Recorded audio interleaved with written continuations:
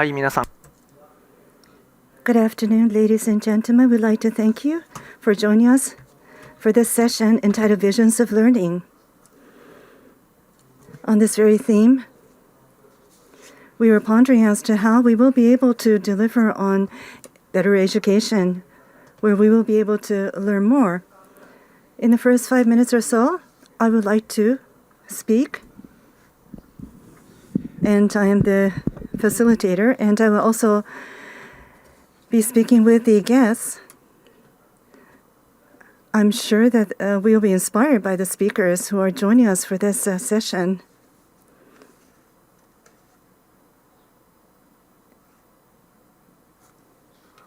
And here we go.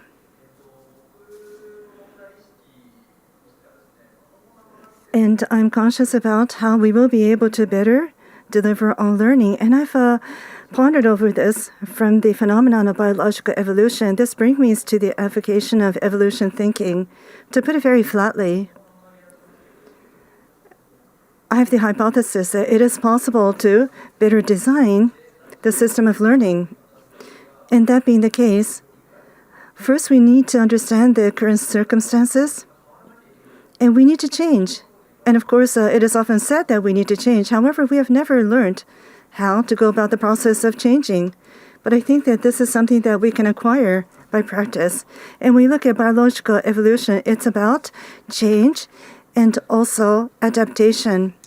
Mutation, adaptation, it's a virtuous cycle. Of course, this also means that stupidity, so to speak, is important. It is also important to select. We need to brush up on these. In Raymond Capp, a psychologist, has also indicated that there are two types of knowledge that are inherent in human beings. And in the 10s and 20s, in that generation, we achieved the maximum in terms of stupidity.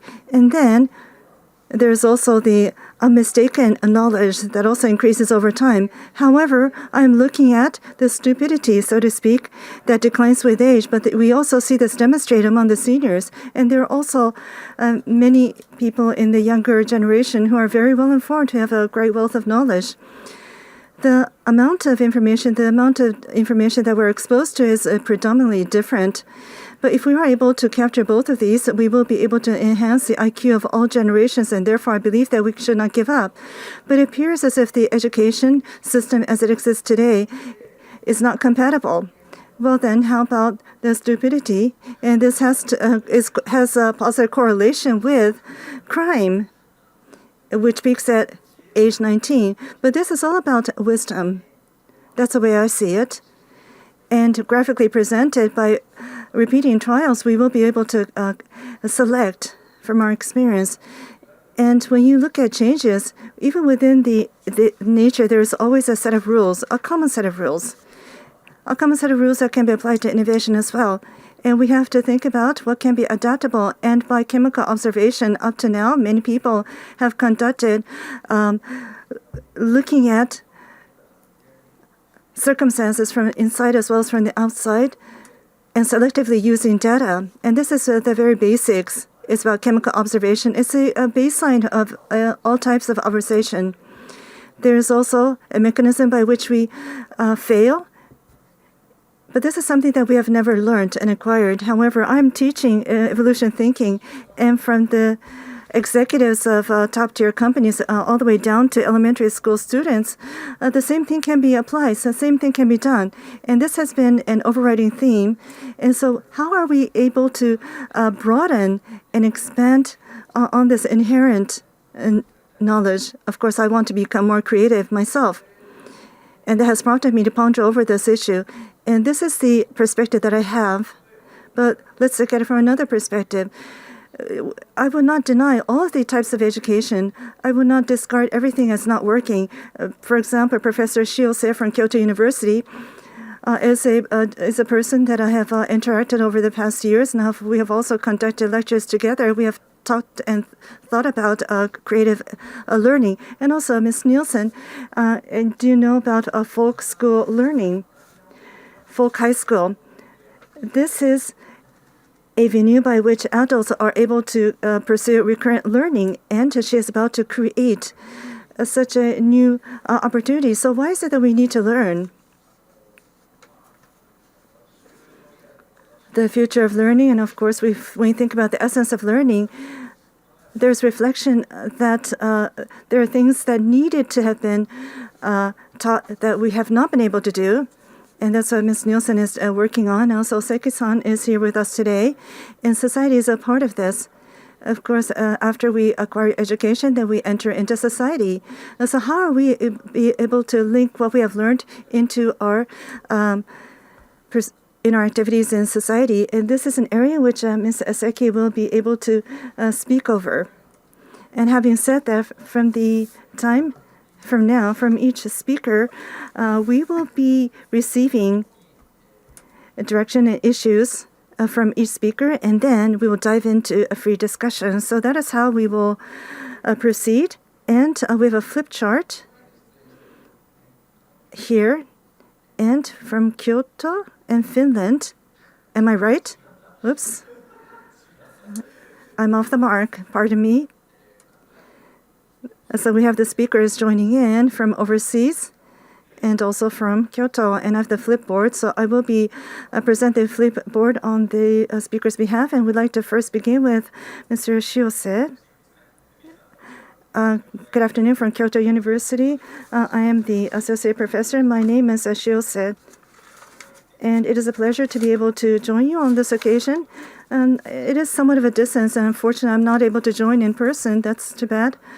Are you going to project the flipboard? I'm sure it's time. I wasn't sure when to present it, so here it is. It's kind of hard to see. If you could just zoom in. A selection, infinite, and selection or option 0. That is what I have indicated on this flipboard. What does this mean? When you think about learning in school, you're given multiple choices, say A, B, and C, and you're required to select the best answer. And there's a lot of time that is dedicated to this kind of an exercise in school, where the options are very, very limited, and also the curriculum is always predetermined. And there's always a right or wrong answer. And the students are required to learn the right answer and are required to select the right answer. And there's so much time that is consumed for that exercise. And I believe that creativity is something that's inherent in children. But however, at some point in time, children are robbed of their creativity. And that is what I feel. And therefore, we need to ensure that creativity that is inherent in children can be also grown. And Robert has said that everything that is required in life has been learned in the sandbox in the tender years. This tells us that what we needed is always inherent in childhood. However, when do we lose it? I think upon reflection, it is because there's too much time that is consumed to selecting the right answer, and there's always someone there to evaluate you. So if we're going to get rid of this, for example, in Denmark, there is the kindergarten in the forest. And of course, when you do this, the options are unlimited, infinite, and there's no right or wrong answer. Everything is neutral, and everything is determined by what you want to do, and that ties into the infinite options. Well, then how about a world in which the options are 0? If that being the case, the children will create their own options. That is what I thought. And therefore, the limited few, this will allow the children to pursue their options. So it's either or. If you're going to throw the children into an environment in which there's just endless opportunities, and on the other hand, an environment in which there is a 0 opportunity, which means that the children will have to conjure their own options out of their own.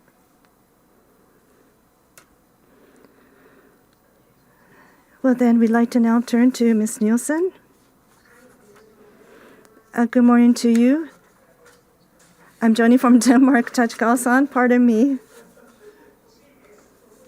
But you were very close. It is a Scandinavian country. It's 7:05 in the morning, and so it's still pitch dark outside. But at this time, it will break for dawn. Once again, I would like to thank you for the opportunity that has been given to me. And I go back and forth, I link Japan with Denmark in my various activities, as you have pointed out. There is an international folk high school for food. and it will open in 2023 in January, starting from Denmark. It is a school of life, the Folkehøjskole or Folk High School. I've been directly involved. This is a venue by which everyone will be able to learn throughout the rest of their lives. And this is something that I wanted to share with everyone. And Professor Shiose has always given us an orientation intro, so to speak, and so it's been very easy to speak. And the theme that I've selected as here is to provide children with the opportunity to thoroughly play, and then conversations will begin thereafter.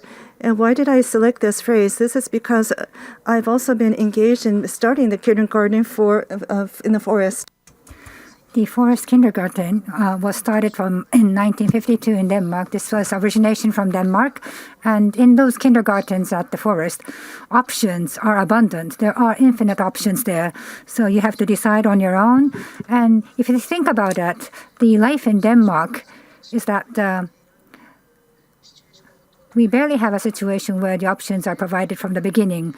When you go to school, for example, the options is something that you have to create yourselves or select by yourself in many cases. So it's not a given thing from somebody else. So you're not supposed to choose from the given options. And even if that kind of situation arises once in a while, then you always have to think about your additional option yourself, like the fourth option or fifth option. So, and that happens a lot. So. And that is also another option that you can also create by yourself. So in that regard, I think it's quite interesting that we have a system here like that. And thinking from the perspective of the kindergarten of the forest, Mr. Tachikawa talked about evolution thinking. But it's not that you're waiting for somebody to teach you. You have to get something out of yourself from the environment that you are thrown into. So you're not guided to somebody's thoughts. So perhaps the nature will provide you with hints, and using those hints, you have to move forward by yourself. That is the way of learning in Denmark, and also in Denmark, it is taught that you have to play to the fullest when you are still a child. So the adults do not rush children to grow up fast.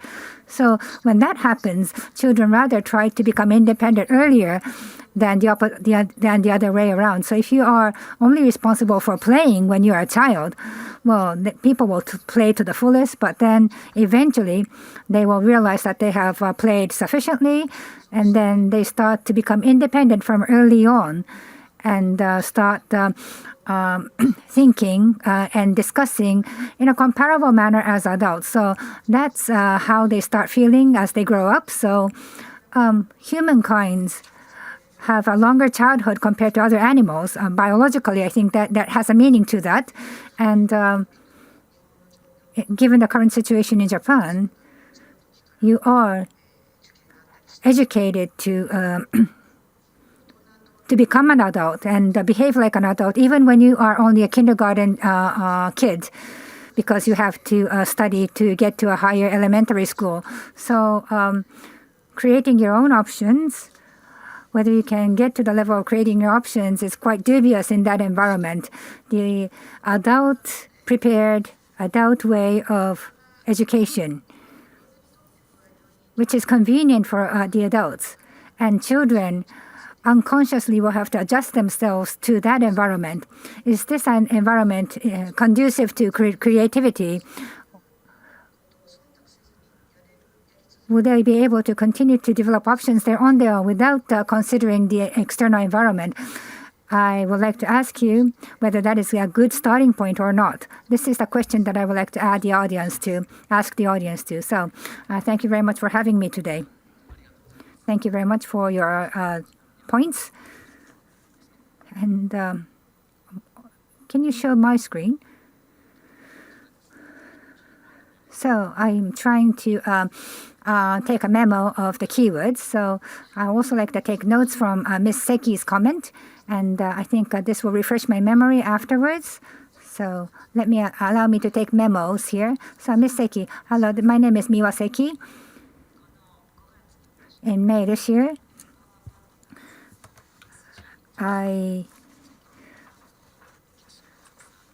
with Kathy Masui and Ms. Murakami-san OECD, I launched this venture capital ESG focused in May, which is called MPower Partners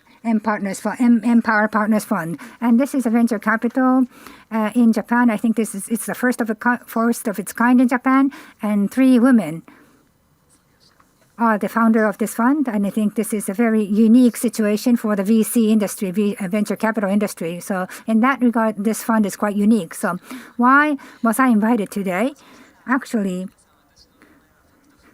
maybe you know my name from as a translator of this book, Factfulness, because 0 to 1 and share makers, and also these business readings, articles for forecasting the near future was the titles that I have translated. But my background is basically in the financials, in the financial business. And my lifelong theme is to find out the hidden truth. And 90% of people may believe that the A is right, but I say that the B is correct. So it's non-A. So in these areas, these are the areas where you can find the opportunity for investment, and those are the areas that offers you business opportunities. So education that will allow you to find out that kind of opportunities, business-wise, investment-wise, I think is great, in my opinion. So then you have to doubt what is common sense, what is commonly accepted, or the commonly accepted views. You should not be impacted so much by these commonly accepted views. That kind of independent perspective is needed. So my flip here is the agree to disagree and find out the hidden truth. Agree to disagree, and at the bottom it says find out the hidden truth. The concept is that I just graduated from ordinary Japanese schools all the way up, and I went to university. And for graduate school, I attended a school in the United States, and then I started working in the United States after graduating from the graduate school. The graduate school was Harvard Business School, by the way, and this is a school that where the only thing you do is case study with 90 classmates or 180 classmates. And the graduate school, 2 years, the word that I heard most frequently was, I disagree. Every day you hear this word, 90 minutes, 180 minutes. At Harvard Business School, disagree.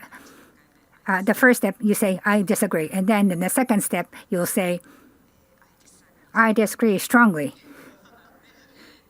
And the third step, the highest level, I cannot disagree more. So those are the 3 levels of disagree that they talk about in Harvard Business School. So disagree is the common word you hear in Harvard Business School.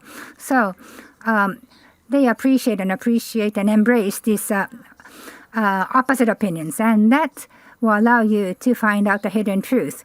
And from the perspective of ESG, for corporate governance, this leads to mitigating risks and also find out new business opportunities or new opportunities for investments. So that's the reason why I raised this keyword today. Thank you. Well, that sounds very interesting immediately. Now from here, with all the issues that was raised by the panelists, we would like to have a discussion with the 4 members based on these keywords that we just heard. I'll try to project my note all the time. So in this way, using these words as a hint, I think this is very important. So I just tried out to write down the important words. So there are so many questions that I found out immediately. So let me go one by one. But are there any opinions from the audiences that we would like to hear more and deep dive into? Or I have an opinion myself. Ms. Seki, agree to disagree, and all the 3 levels of disagree that you mentioned, that was quite fun. That was quite interesting. So When you look at these students, can you share with us how these people were trained? Because I myself has a strange way of thinking, and I disagree all the time. I always disagree. That is a tendency that I have. But is it a character? Is it a behavior? If overseas people are good at disagreeing, maybe is there something that we can learn from? Or otherwise, is this identity matter? Because in the Japanese context, I think people try to hide their identity, and people tend to be submerged, and that is like the true identity of Japan, and then people try to follow others in Japan. So people who don't care about it and people who don't notice about that will stay as the opposite forces in Japan. Now, how about the others? Is it their characteristic or is it a result of their training? I'd like to hear about your impression.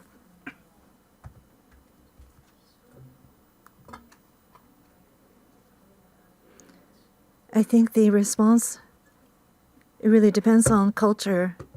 And that is what I have come to feel. Japan and also those from Asia, when I look at the students, are very hesitant.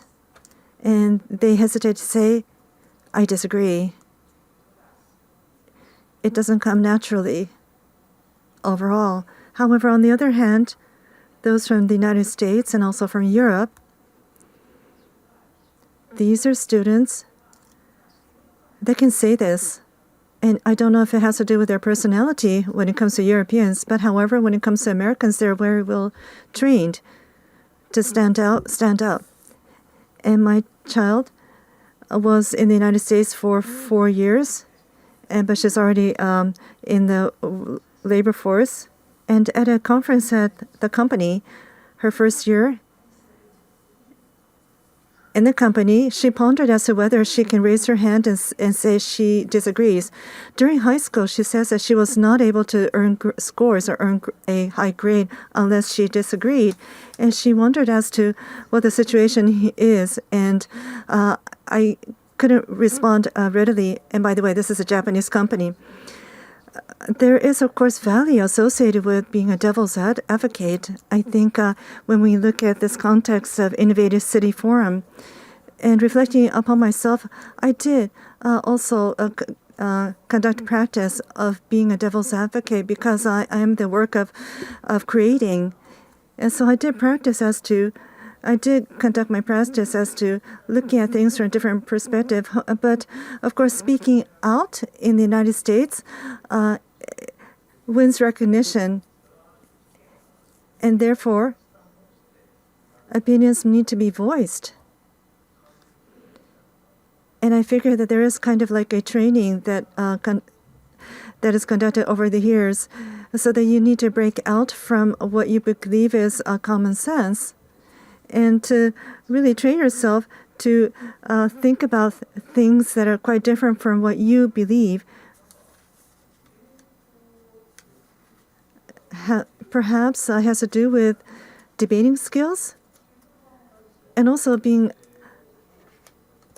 acceptance is also important as well. In Japan, when you deny, it hurts the other's feelings, and therefore the predominant rule is to not actually do that, and therefore we will stay away from trying to probe into the truth. And there is also one other thing. There is no psychological safety because an environment in which there is a denial means that there is also psychological instability. However, if there is an environment in which you are able to really open up and to speak up, then you're safe and you are able to actually voice countering opinions. I think that also has to do with the cause of why things are not working well here in Japan. And what do you think about this? Ms. Nielsen, please go ahead. As I've been listening to the discussion taking place, I think about Denmark, and the people might have been trained, but rather than the training per se, from very tender years, they have been exposed to a democratic learning, and they're required to respect other people's opinions, whoever they are, And also there is absolutely no hierarchy, and therefore no one is hesitant because of the position that the other has. And also the adults do not necessarily possess the right answer, but there is experience. And hence, whatever you feel is right, you need to speak up. And by presenting these views, it may lead to discovery of better methods, or we might be able to identify the right answer in these days and times, and therefore one should not be hesitant. And of course, if the idea is great, then it should be adopted. And let's take the instance of sports, like professional sports.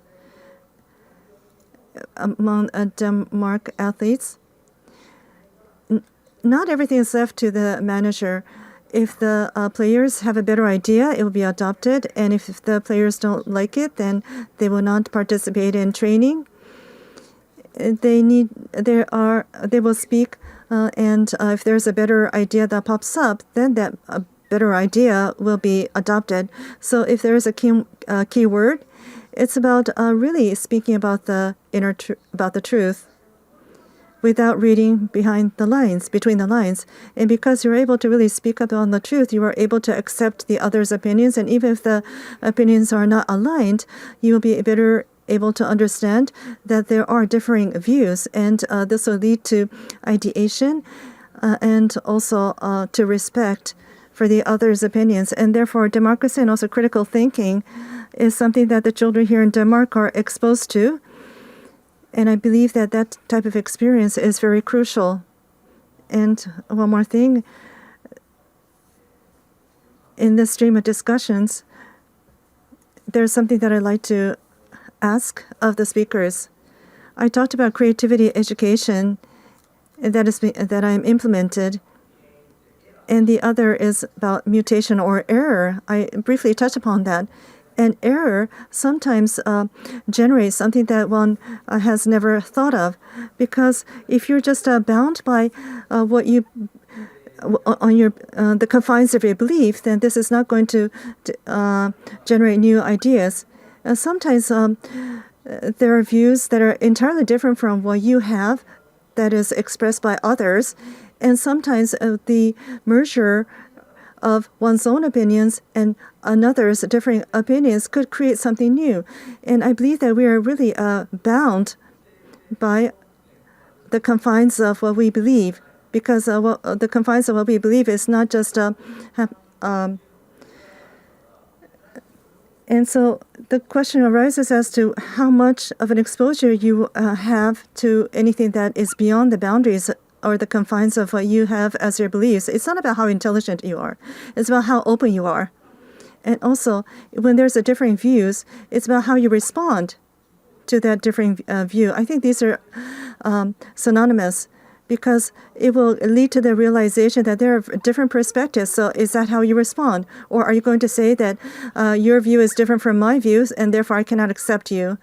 And the latter is predominant among the Japanese public.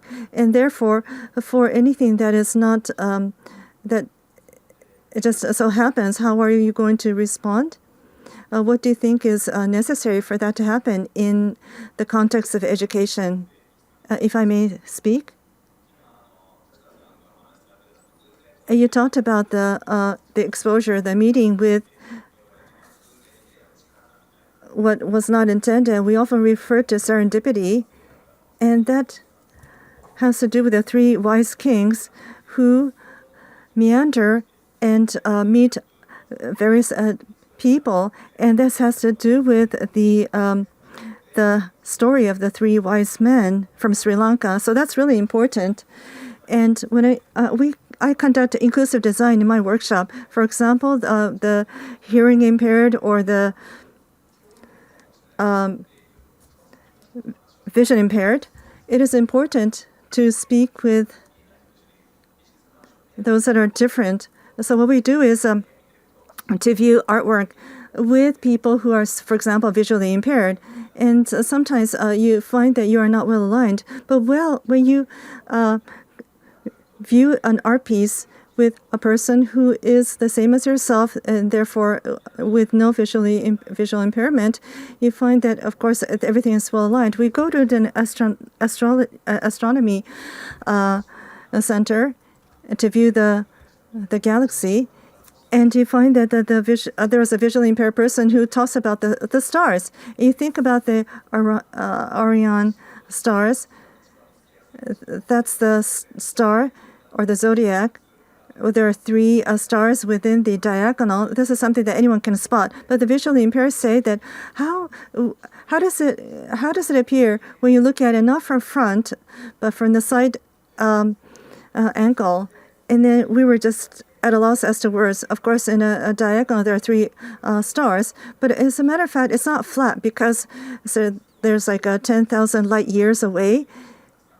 And each of these stars are aligned differently in terms of distance. But when you look at this, and when you look at it from a circular perspective, because of the location from the Earth is so different, it does not appear as we know the Orion stars to be.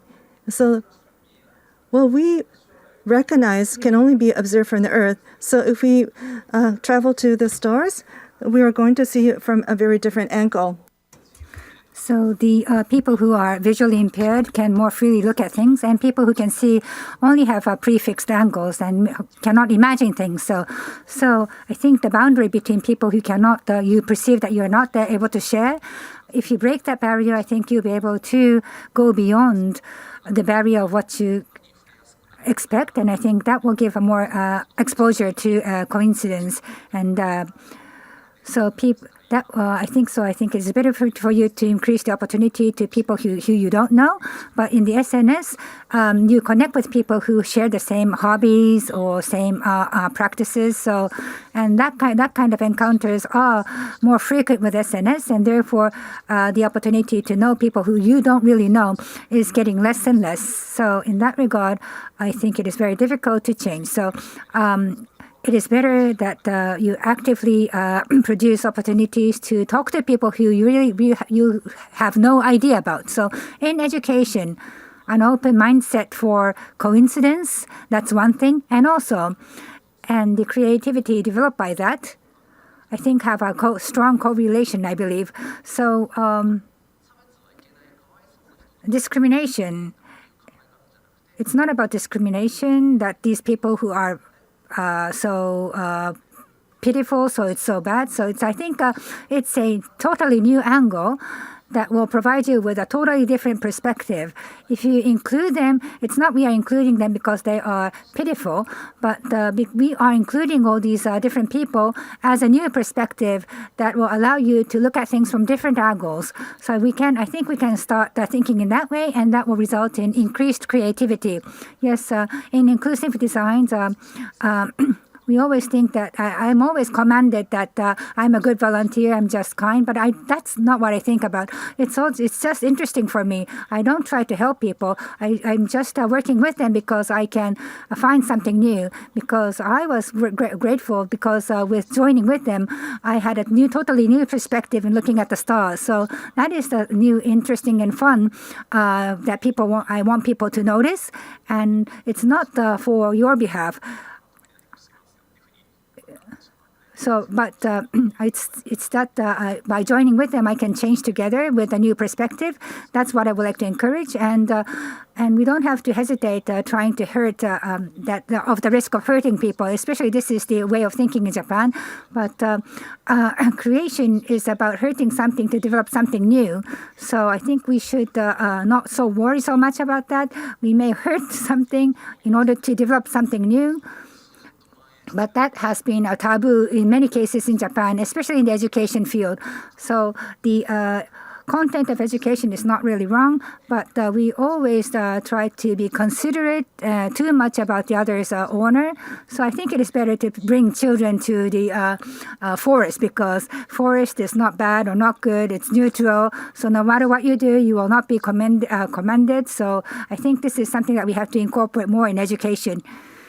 Yes.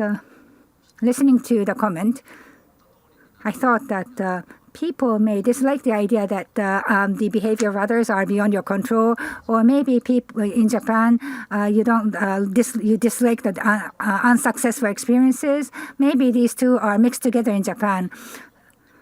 Rather, I think encountering new opportunities that are unexpected and that turned out to be successful is something that we would like to seek. Biological evolution, copy is better, but with the mutation, which is a copy error, could be more successful, but that could be beyond your control.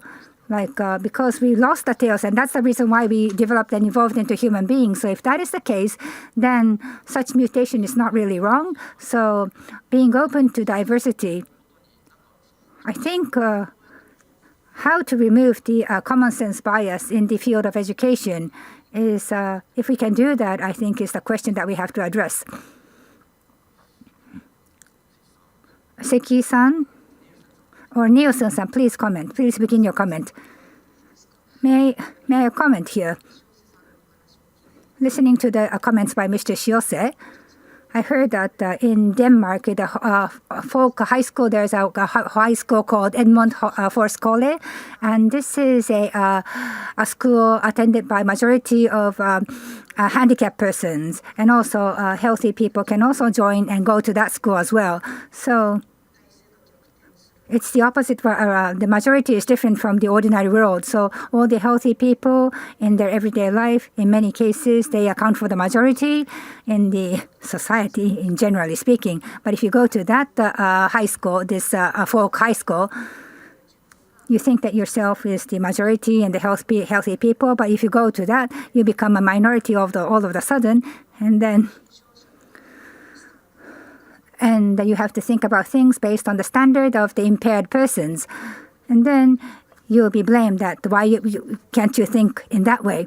So all the people who enter that school will cry. The healthy people will deplore, and this was not what I expected, and I didn't behave in that way. And they realize that all of a sudden this is another society that we have to embrace. And these people are living in that environment as a standard, and then you really notice what you are looking at all the years. So that provides you with an opportunity to take a totally different view. So whether it's a healthy person, majority versus minority, there's no absolute positioning. That's what you learn from that school. So I think that is an opportunity which poses a lot of interesting ideas. And most of these students attending that school, when they go to that folk high school, they can deepen their understanding on the minority people. And maybe they take a arrogant view that they would like to know more about the minority people. But as they go to that school, they have a new awakening that they are learning from all these people. They learn the new positions in many cases. So your comments reminded me of that experience. And also, I also ran for election in the local government here, and I have this experience of politics in Denmark. And of course, what is interesting is that there are so many different political parties, and which all have different opinions. Even if you're speaking on the same theme, there are totally different opinions. But listening to the difference of the opinions are enjoyed by so many people in Denmark. Why do you have to think that way? People love to hear why people think in that way in the debates. And that is part of the motivation why people are attending those discussions. Even the youngsters also say the same thing, that they are attending to listen to different opinions. So it's not just nodding your head to the people who have the same opinion as yours, but also looking into the different opinions than yours is also very interesting in Denmark. And also, as far as the information is concerned, the people in Denmark, the Danish people, believe that the information per se does not offer value. The value of the information is determined by yourself. So the existence of information, and the information should be obtained from many different channels, and you yourself are responsible for determining the value of the information that you obtain. And that should not be predetermined. So being able to fetch information from many different sources is also valued a lot by the people in Denmark. And that will allow you to have flexible ideas and be able to see options where it seemed that there are no options. And the people in Denmark, I try to I generalize things, but people use quizzes to think about things.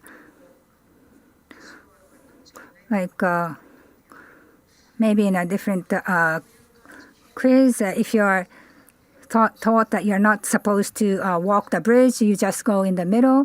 But maybe people think in a critical way so that they can study law for the sake of freeing yourself. So it's not to confine yourself or bind yourself. Information is something, and law is something that will provide you with a baseline so that you can expand on that idea based on that information. So you are not bound by the conventional thinking in this environment. I have a follow-up questions. Yesterday, in fact, the evolution thinking.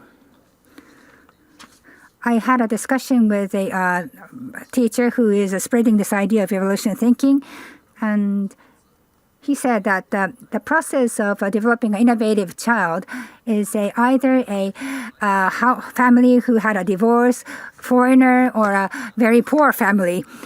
So that's what he classified. So he raised that. And I really agreed. People have a family with a divorce or poor families, in many cases, have creative children. 네. But that also means a loss for education, because naturally that would not necessarily be the better choice for everyone. For dormitory boarding schools, rather, they could go into an experience in which each individual could become a foreigner in a foreign environment, so to speak.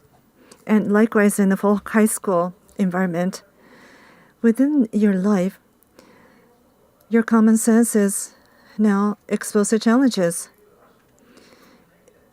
And so if there is such a coincidence in your environment, say in your neighborhood or in your school environment, that could I believe that is possible. Now, beyond that conclusion, how can we structure a better education? And I'd like to hear from some ideas.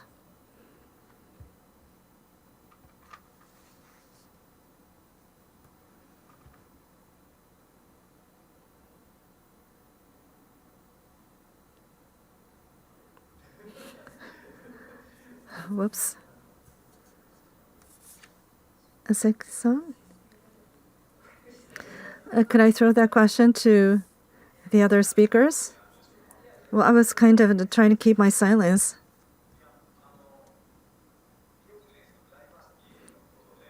On the topic of diversity, there are also training sessions that I invited to. And of course, the inclusive design is where, of course, we have conducted opportunities by which we are able to conduct observation and art appreciation sessions with the impaired. However, oftentimes we hear that this cannot happen in a certain environment.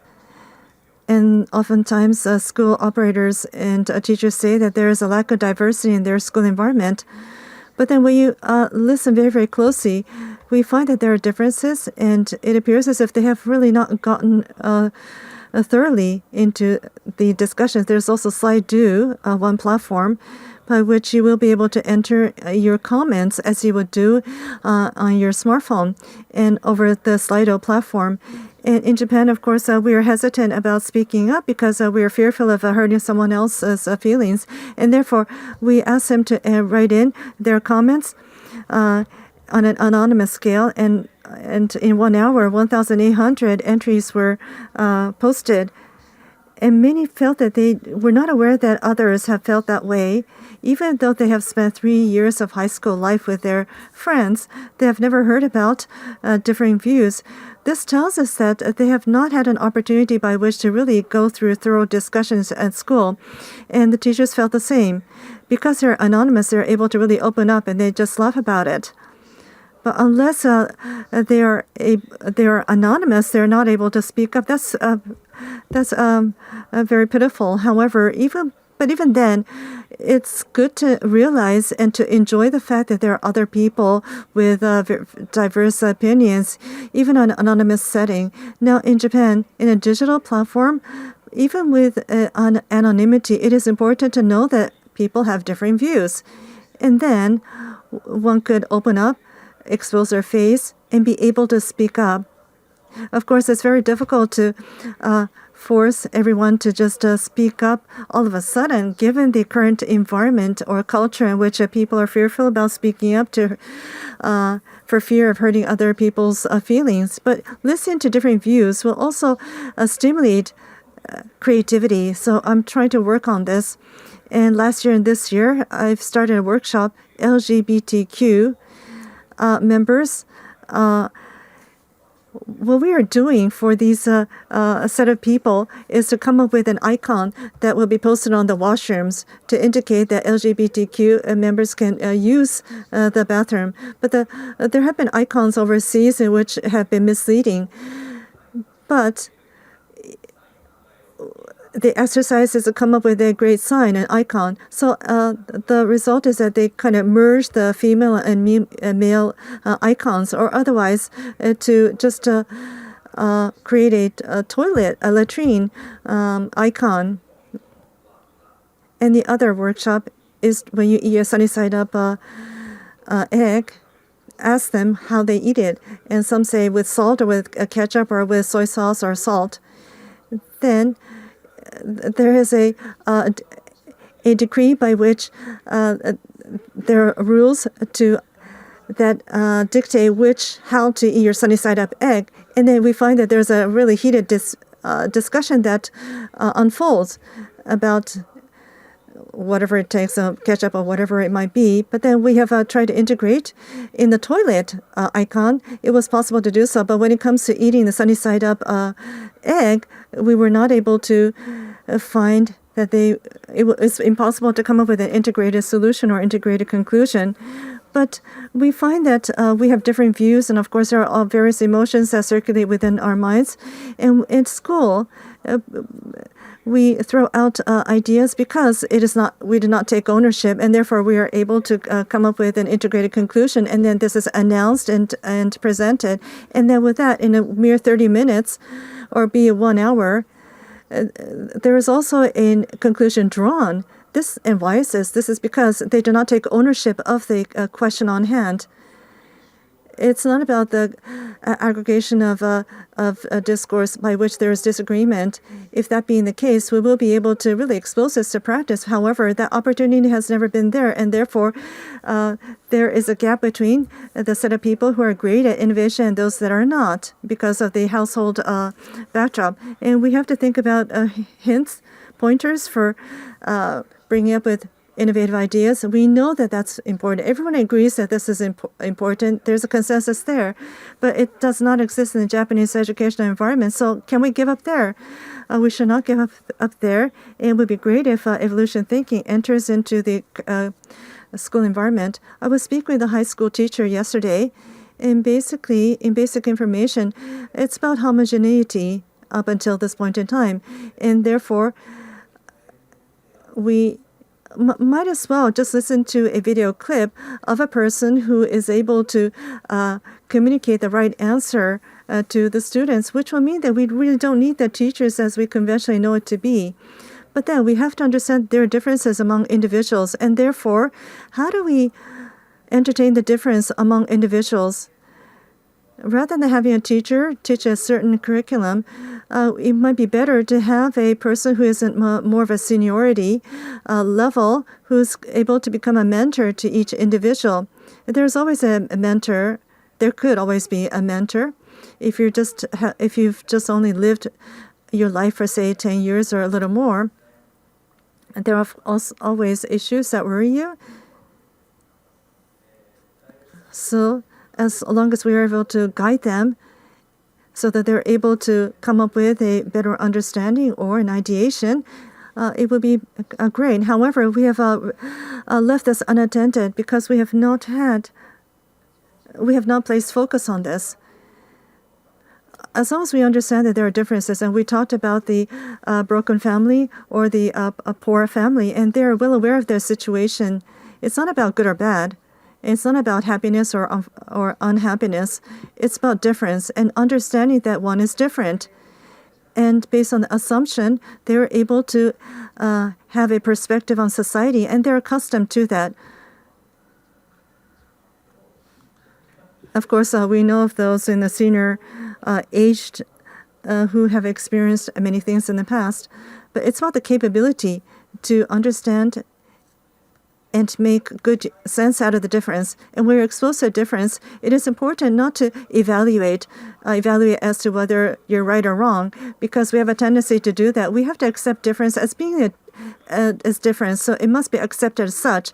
But one is has a tendency to select what is right or wrong. And when you think about the biological evolution, we find that diversity is justice. And of course, there are those that grow faster or those that are good at jumping or jumping around.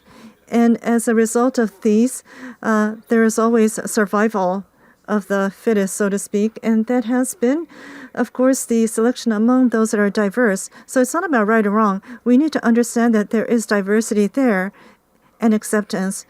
And that needs to be done and embraced in education. But we find that everyone is so conscious about this. Understanding difference ties in with values, and I wonder as to whether or not this could be entertained within the school environment. Time certainly has passed. I know that we don't have a lot of time. Children face difficulty in raising opinions in many cases in Japan because they are worried about their scores in Japan. So the scoring system in Japan, and also the entrance exams, I think those should be abolished. I think this system has to be abolished. I think it's about time to abolish this system, because the entrance exam, I think, was necessary when the number of children was so massive, and they have to screen people with this system. But the situation has changed completely now. So this entrance exam system is no longer matching the needs of the time. So because the number of children is decreasing, I think it is better to grow the capabilities of the unique capabilities of each individual child, which is good for the country, which is better for the individual as well. So that's the direction that I think we should seek and aim for. And I think in the case of Denmark, there are facilitators and also mentors. Those are the roles played by teachers actually in Denmark. So because children have great creativity, so the direction that is suited for each children are considered by the teachers as options, and they just present the idea to the children when necessary. So in the case of Japan, the way of teaching in classrooms is like they try to finish teaching within the limited time and hammer out the one single right answer. And that's the completion of the it's like a completion of the drama. All the plots are determined from the beginning, and you have to arrive at a conclusion. That is the path sought by the Japanese education. But in many cases, things cannot be concluded within the allotted time. So the education should accept such kind of deviations. And also, I talked about this during the pre-meeting discussion prior to the session. In Japan, I think in Japan, there's a strong priority attached to arriving at one single answer. But in the case of Denmark, when you develop the teachers at university, it's in the archery target. It's not just in Japan, it's just only one red circle in the middle that is considered to be the right answer. But in the archery target, there are many different circles surrounding that red center circle. So even if your arrow hits the edge part, still you're able to score something. But in the current common practice in Japan, I think the only red circle is considered to be the right. But even like 5 years, 10 years ago, 10 years from now, maybe people's mindset will change that the edge can also be the right answer. So if you avoid that kind of idea, I think you will lose hints that you almost had sight of that could be the better answer. So we should avoid that kind of thinking. So only the single answer is correct. That kind of approach should not be pursued so much, I think. So I think we have to broaden the target, set a broader target so that the children's broad thinking, broad questioning why this happened, or this could be a potential option. Those kind of ideas should be accepted in education, in the classrooms, and also at schools. One housekeeping information. We had some additional time given to us, so we have 15 more minutes. So we can continue with the discussion for some time now. Well, that's a pleasant news. Thank you very much. So this was a very emergent decision, I guess. So it's great news that we can talk a little more. So we talked about biological evolution, and the diversity and errors are considered to be very important in biological evolution. I'm so sorry that I try to compare many things with biological evolution. So some deviation is always needed, and errors are also necessary, and that will lead to diversity, and diversity creates the system. So diversity will lead to a creative education. That's one established concept, and Denmark is already practicing this approach already, which is quite encouraging to know. But on the other hand, when we explore these ideas, which has no absolute answer, for each and every one of us, the judgment, what was good, I think if you say that the evaluation judgment is not good, but that in itself will narrow down what can be done in education. So how to lead it to evaluation and assessment? Do you judge by yourself, or how do you evaluate that as at the school level? Because there's no right answer, so there's no correct or incorrect. So put it the other way, I think if it's successful or not is something that you can assess by observing. So the capability to observe is something that you have to acquire as a capability. That's my opinion, at least. So the method of absolute evaluation or observation could be autopsy, for example, and there are many different approaches. But when we think about that, when we have a huge number of options and conditions, how to take them and how to accept them, and how to judge them, and how to assist children. I think, do you have any opinions with respect to that? May I? I'm so sorry that I continue to talk myself, but at schools, exploration, other than the classrooms. This is going to start from 2022 at high schools, the explorative work. So teachers wonder how to teach them. That's a question that I receive from teachers all the time. So this is nothing you teach. So you have to walk along with the children. You don't have to know so much about that, but you have experience. So there are many things you can talk to the children. And for example, in the GPS coordinates, then when you think about all this, maybe you come back to the starting point after all rounds of exploration. But the person thinks that you went to the left and then you turn to the right. But if you look at the coordinates only, you stay at the same GPS coordinate as if. But in the distance, it looks as though you have made no travel at all, that there's no difference from the people who stand still there. But there are many things you've seen as a landscape during this meantime. So I think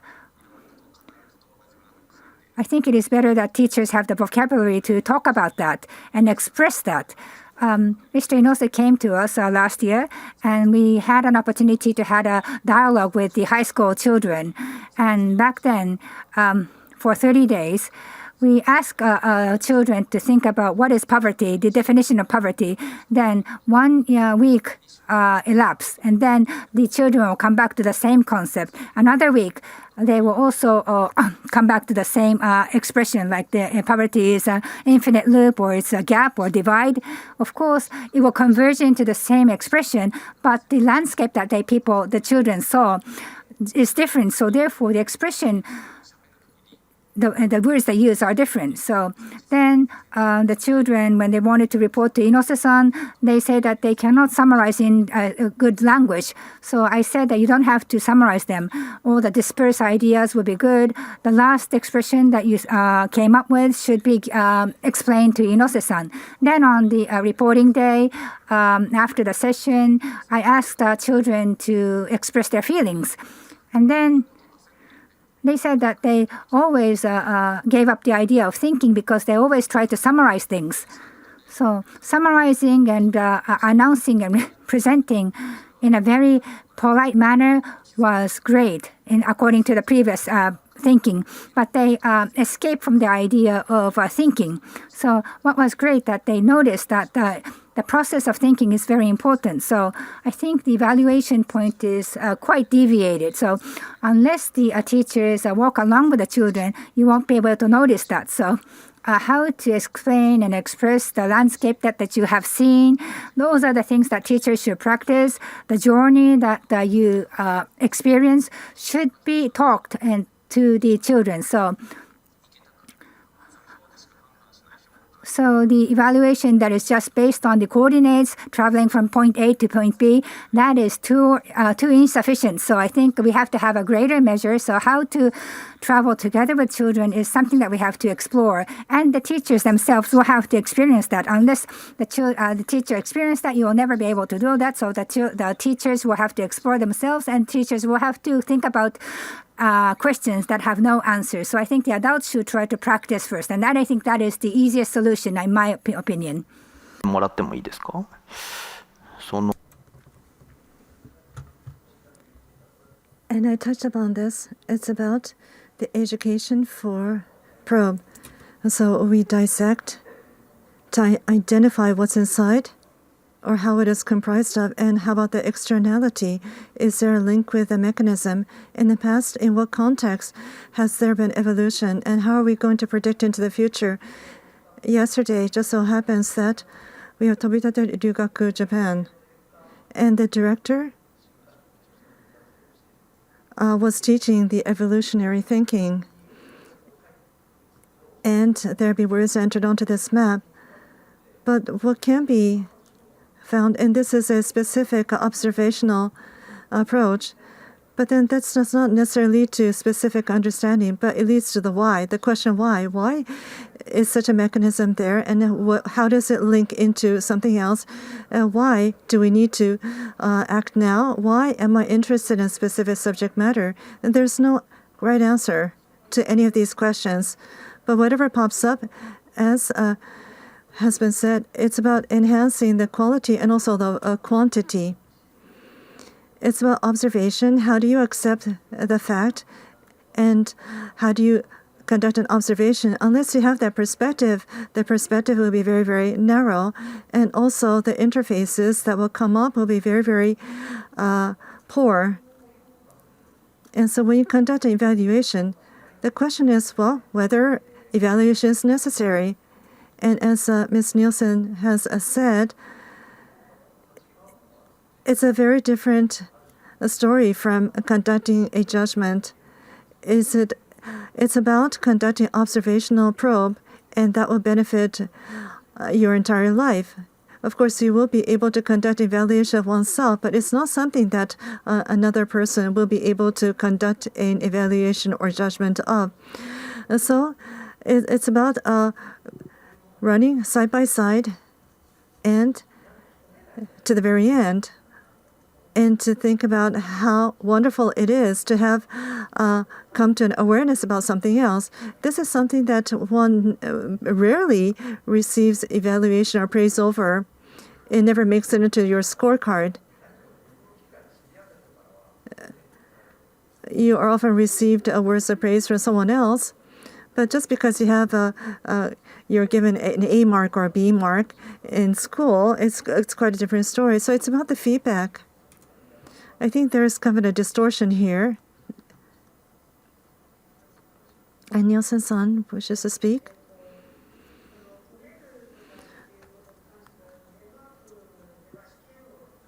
It's about praise. And in secondary school and also in high school, when you take a graduation examination, there's always a third person, not just the teacher who's in charge of the classroom, who will be conducting evaluation. And the test evolves around the process. This applies to mathematics and also for your home language or English, to identify what is the process by which you drew the conclusion, and what kind of experience have you had that has led to the conclusion that you have drawn. And that is what teachers want to see. And as Tachikawa-san has said, there's no right or wrong answer. So evaluation, it really is dependent on the adult, the teacher. The teacher has to have that skills. And also as an evaluator myself, I've had an opportunity to conduct evaluation. And among the teachers, I found that they were surprised to understand that there is a different perspective. And a teacher has said that it was remarkable to be exposed to such a different perspective for myself. And that's the greatest, of course, praise or evaluation for the children. Even if they do not receive a 100% score, if you are, frankly, given the praise that the process by which you have come to this conclusion is great, and this is, of course, this will also be will encourage one to pursue a further probe. And in the folk high school, the great thing about it is there's never a judgment about your performance. It's usually always there, but based on history, what has evolved, teaching is being conducted for the most part. In the folk high school, what happens is we look at today and also the future. Of course, we learn about the past, but we have to think about the future. And no one, of course, has the right answer when it comes to the future, and no one can actually conduct an evaluation there. And you are not going to receive, say, a graduation diploma, but you're not interrupted in your thinking process, and if you do not have to be conscious about being judged, and you are able to pursue creative thinking. You are able to receive the seeds of learning. And therefore, that is important here in Japan as well. You're able to continue with the train of thought without being exposed to judgment, and you're also allowed to make mistakes. We have received an excellent session, but even then, there's only 3 minutes left in our time. And if you could share my screen.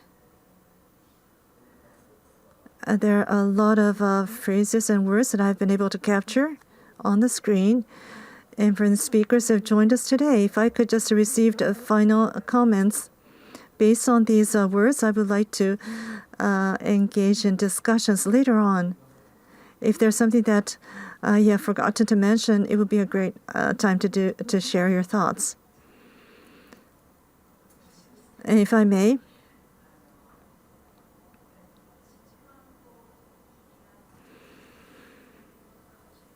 what I was really attentive to is, looking at OECD surveys, Japanese young, from 18 to 28, and comparing the survey results with other OECD countries, self-assertion is very, very low among Japanese. And also, about contribution to society, to make the world a better place, practically no one, gave a positive view or positive response. In comparison to other OECD countries, that conscientiousness among Japanese youth was very, very low. And as Nielsen-san mentioned earlier, also has to do with the teachers, and also has to do with other adults as well. there is a lack of respect for these voices of children. Oftentimes it is said that the children have to listen to their elders, and respect is necessary. And that's a culture that we have in Japan. And the respect for other people's views appears to be lacking in today's educational environment here in Japan. And views and also beliefs that might be different from one's own. It should not be considered synonymous with the personality of the individual. And of course, the adults need to show a model. And that is how I feel. As that practice will be very crucial to separate the two so that we are able to disagree at ease. And if I may, as Seki-san has mentioned, as a survey, OECD survey has indicated, the children do not believe that they can change the world. That opportunity has never been given by the adults to children. About the ability to change rules is not well understood among the children. And of course, respect is considered to be important. However, with terms and conditions attached, if this is done, then respect will be earned. However, respect should be inherent. However, that is not understood, and therefore there's discomfort there. There's always a condition attached. If something is done, then you'll be able to receive praise. You'll also be able to earn respect. However, it is important for there to be an environment in which you will be able to be your natural self and still earn respect. And that is what appears to be very lacking under the status quo. And if something is working, I do hope that this will be restored. With Mahao Zoba, there's a small a storybook called Small Small King. And the older you become, they become very mischievous and also full of curiosity in this certain country. And then, why are the children sitting still and being respectful of everyone else? And that's the concern that takes place in the mind of the king. It is important that the adults are really excited. Otherwise, the children will not be able to follow suit. If the adults are always looking down and also being reserved, then it will be impossible to expect the children to do otherwise. It is important that the adults are able to speak up and also to pursue anything of their interest and are excited. And that needs to be displayed to the children. The adults need to present a model. And of course, adults also need to discard this consciousness about being concerned about other people's feeling and how they appear in the views of other people. And therefore, we need to create an environment that is quite different. And as I listened to Nielsen-san's views, I was just nodding all the way. My neck almost hurts. Thank you very much for your comment. Now that time has arrived, in order to close this session, visions of learning, creativity needed in the future. Likewise, I've been nodding all the way through as well. And I would like to thank the three guests for having joined us for this session. I do hope that there will be another opportunity that comes along by which we'll be able to engage in exchanges of views. And would like to also thank the audience for having joined us. And with this, we'd like to conclude the session. Thank you very much.